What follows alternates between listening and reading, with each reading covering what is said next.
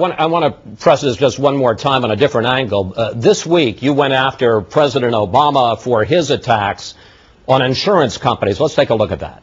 The president has really been disingenuous by trying to lay this at the feet of the insurance companies. No one believes that health care is expensive in America because of insurance companies.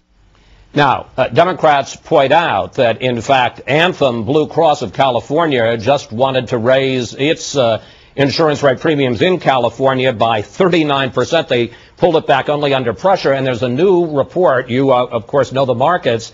Goldman Sachs has a new analysis that suggests that people buy shares of a couple of insurance companies because they say rates are going up and competition is going down. And a Democratic Party spokesman the other day said this, and we'll put it on the screen. It's becoming crystal clear whose side Mitt Romney is on, and it's not yours, unless, of course, you are an insurance company or a Wall Street bank, then he's on your side.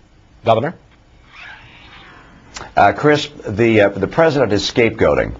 It's something which he is fond to do anytime one of his programs gets in trouble. He decides to pick a target and say, this is the cause of America's problem, whether that's Wall Street or Goldman Sachs or bankers or wealthy people, or whether it's insurance companies. And as I pointed out in the same address that you quoted a little later in the speech, I think one sentence later, there are insurance companies that are doing bad things. They should be pointed out and targeted. But to suggest that the overall health care cost of America, which, by the way, is dramatically higher than any other nation in the world, is because of the insurance companies is obviously quite silly. Our health care costs are very, very high because we use a lot of health treatments. Hospitals, doctors, MRIs, surgeries, and so forth are much more extensively used and far more expensive in this country than they are in many other countries. It's not the insurance companies that are driving our health care cost up and up. The reason their premiums are going up is because doctor bills and hospital bills and usage and so forth is also going up. But again, if there's some bad actors in there among health insurance companies, and I'm sure there must be a number of them with 1,000 or so companies in America, point them out, go after them, put their feet to the fire. But don't pretend that the Obama health care plan is simply about going after insurance companies. It's about taking over the health care system and making choices that people would rather make themselves. Governor, let's talk a little politics. In your book, you use a line from your father, George Romney, who, of course, was the governor of Michigan, saying he was talking about his campaign, but you use it talking about your 2008 presidential campaign, comparing it to a miniskirt, saying it was short and revealing. What did your last run reveal to you?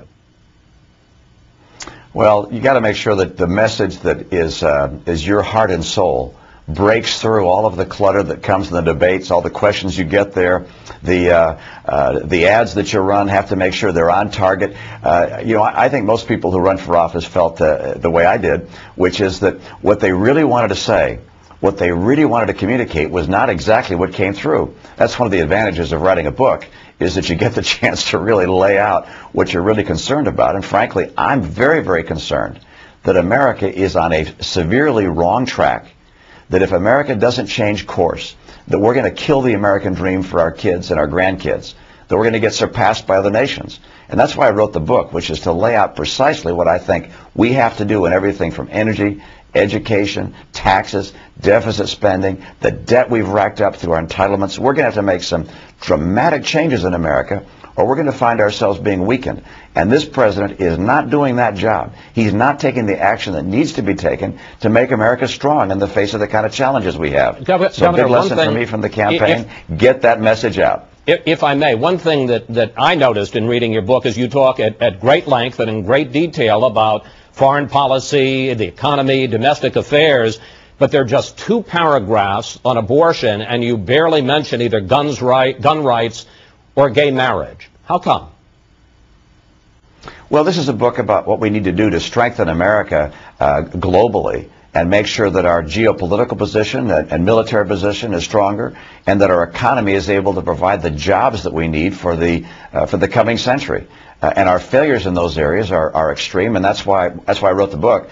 Other issues, social issues, I don't go into in much depth, in part because there are not a lot of new arguments that I know of to raise in that regard. There are a lot of things I didn't talk about in a lot of depth. Homeland security is another where I barely touch on it, but that's because the focus of this book is on the challenge which a great nation like ours reaches when we're at the pinnacle And when other nations like China and Russia and even the jihadist movement in certain parts of the world of Islam attack America, or in the case of China and Russia, compete with us for global leadership. That's why I focused as I have on the topics I take on. But let me pick up on it in this sense. One of, I think it's fair to say, your biggest problems in 2008 was the fact that you had changed your position on a lot of social issues, gay rights, abortion, and some people questioned whether or not you were a flip-flopper.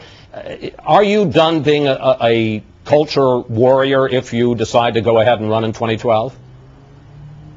Well, first I'll take exception. I did change my view on abortion. I did not change my view on same-sex marriage. But that being said, there's no question in my view but that the social issues that this country considers and that are very much in debate today are very important to the nature of America and who we are. And I continue to believe very deeply, as I have in that last campaign described, that marriage must be defended. I think it's under attack. I speak at great length in the book about the importance of marriage prior to children, and I believe that being pro-life is a very important feature of the American culture, and that's something I will continue to defend. Governor, we got less than 2 minutes left. Given the fact that, one, you make it clear you don't think this president is doing much of a job. Two, during an earlier interview this week, your wife Ann said, "Go storm the castle, sweetie." Why wouldn't you run for president in 2012? Well, you know, I don't really have the pros and cons laid out yet, Chris. It's something which we won't have to decide until sometime after the November elections. My guess is after those elections are over and we see where the country is and we see the features in our own life that may affect a decision like that, we'll sit down and make a decision. But I can't tell you exactly when it'll be, and I can't tell you what final course we'll take. But I can tell you that I'm going to continue to battle to keep America strong. I'm very, very concerned that the foundations of America's strength, our culture, our education, our energy dependence, our productivity as a nation, our military strength, that all those things are under attack, and that Washington is taking us down a course of weakness. And I'm going to keep fighting to strengthen America. Governor Romney, thank you. Thanks for talking with us today, and please come back, sir. Thanks, Chris. Good to be with you.